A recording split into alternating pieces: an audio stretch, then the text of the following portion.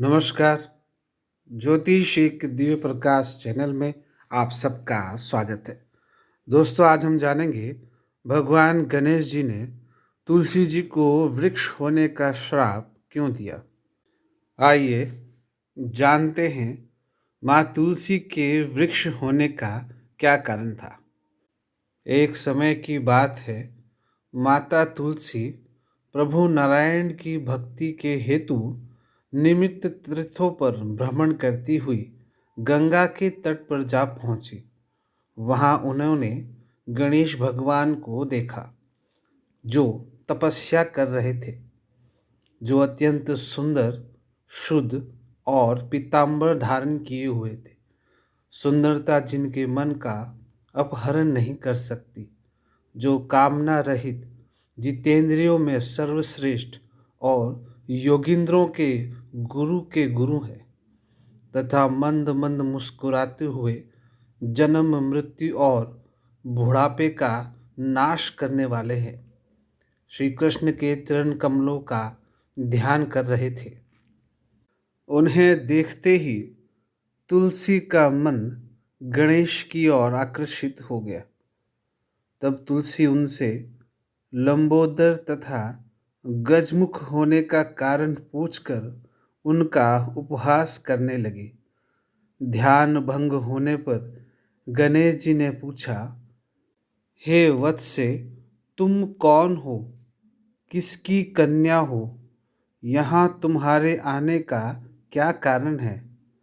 हे माता, यह मुझे बताओ, क्योंकि हे शुभे, तपस्वियों का ध्यान भंग करना सदा ही पापजनक तथा अमंगलकारी होता है।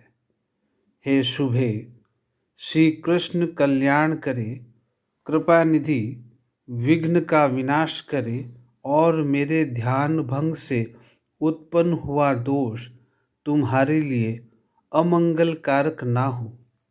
इस पर तुलसी जी ने कहा कि हे प्रभु, मैं धर्मात्मज की नवयुवती कन्या हूँ और तपस्या में संलग्न हूँ।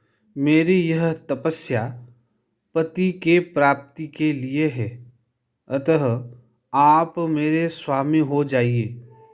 तुलसी की यह बात सुनकर अगाध बुद्धि संपन्न गणेश श्री हरि का स्मरण करते हुए विदुषी तुलसी से मधुर वाणी में बोलते हैं, हे माता, विवाह करना बड़ा ही भयंकर होता है, अतः इस विषय में मेरी बिल्कुल भी इच्छा नहीं है, क्योंकि विवाह दुख का कारण होता है, उससे सुख कभी नहीं मिलता है।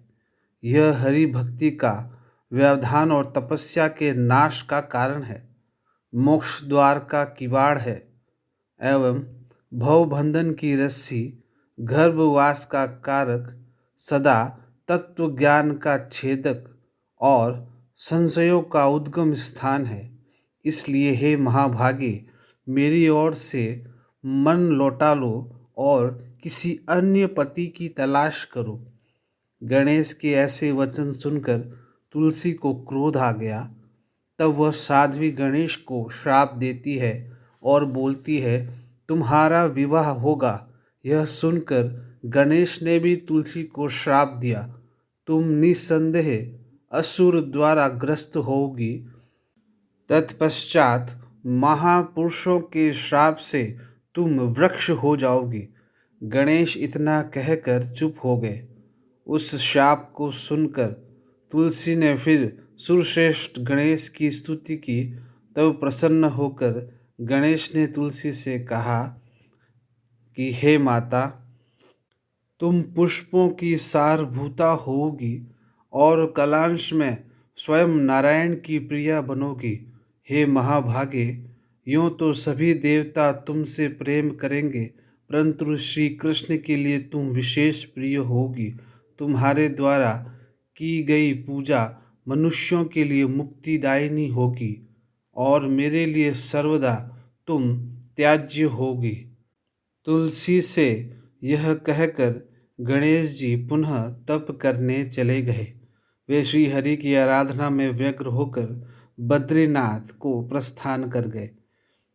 दूसरी ओर माता तुलसी देवी दुखित हृदय से पुष्कर में जा पहुंची और निराधार रहकर यहाँ दीर्घकालीन तपस्या में संलग्न हो गई। तत्पश्चात गणेश जी के श्राप से वह चिरकाल तक शंखचूड़ की प्रिय पत्नी बनी रही।